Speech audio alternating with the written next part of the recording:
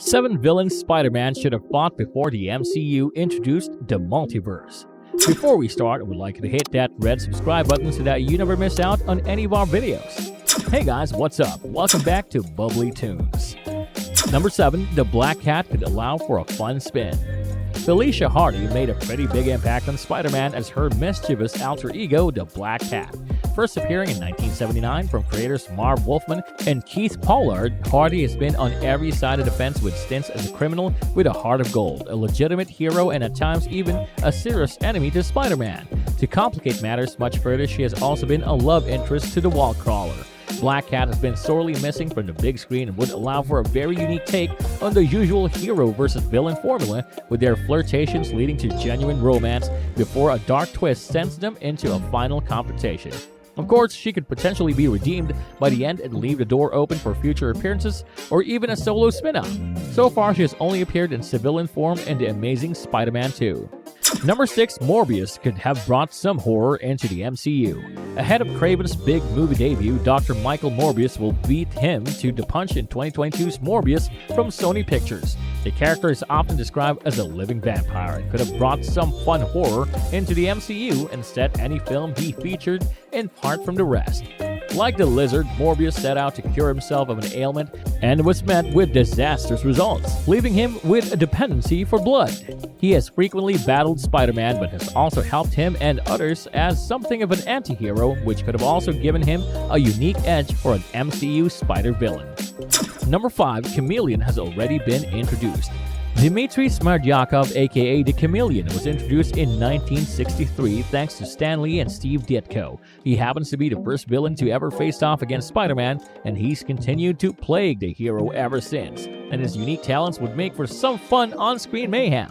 In fact, he already popped up in Spider-Man Far From Home, posing as the new bus driver for Parker's field trip.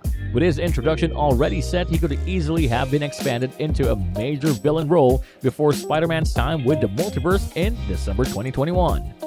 Number 4, the Green Goblin is Spider-Man's arch-nemesis.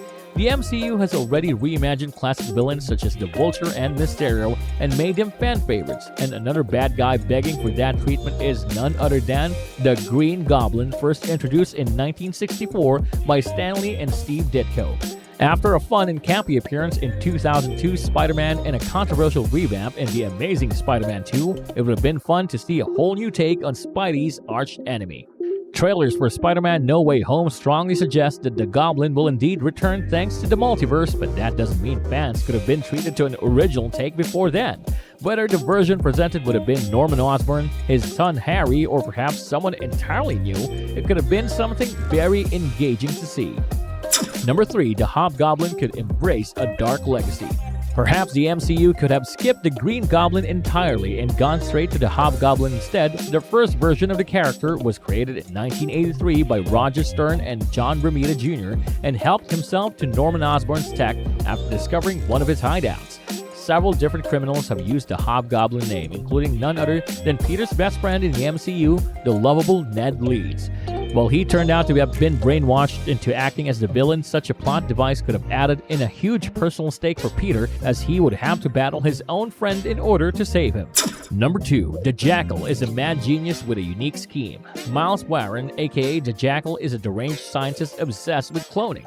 He first appeared in 1965 thanks to Stan Lee and Steve Ditko as a professor at Peter Parker's university before becoming a supervillain. His demented hobby led to creating multiple clones of Parker as well as others, and also augmenting his own body into a monstrous form. The Jackal's cloning experiments could make for an insane premise for a Spider-Man film, with a hero battling other versions of himself along with a major villain. It could have also introduced beloved characters such as Ben Reilly and Kane and given Holland a lot more to work with on the screen.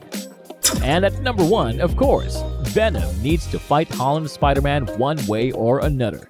At present, it's unknown if Tom Hardy's Venom will make an appearance in Spider-Man No Way Home, but thanks to the Multiverse playing a significant part in the story, it's certainly possible. Regardless, the MCU could have tried to showcase its own new spin on the iconic villain anti-hero.